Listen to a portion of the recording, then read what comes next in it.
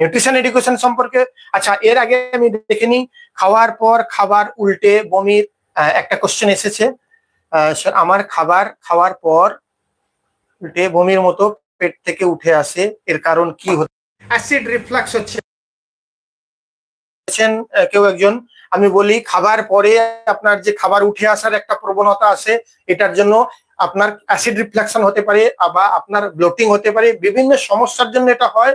তার আগে আপনাকে জানতে হবে কি খাবার খাচ্ছেন। দুটো চারটে ছোট্ট ইনস্ট্রাকশন আমি আপনাকে দিয়ে দিই, এটা যদি আপনি আগামী 2-3 দিন ফলো করেন, দেখবেন এটা গায়েব হয়ে গেছে। প্রথম যেটা ইনস্ট্রাকশন সেটা হচ্ছে, সকালবেলা ঘুম থেকে উঠে 2 গ্লাস হালকা গরম জল খাবেন, অবশ্যই পায়খানা যাবেন। প্রত্যেকের উদ্দেশ্যে বলবো, পায়খানা না সেরে কোনো এক্সারসাইজ, জগিং, ব্যায়াম করবেন না। গত পরশুদিন আমার কাছে একটা পেশেন্ট ফোন করেছিলেন যে স্যার, আমি 4টের সময় ঘুম থেকে উঠে আগে আধ ঘন্টা যোগা করি, তারপর আমি পায়খানা যাই। তো আমার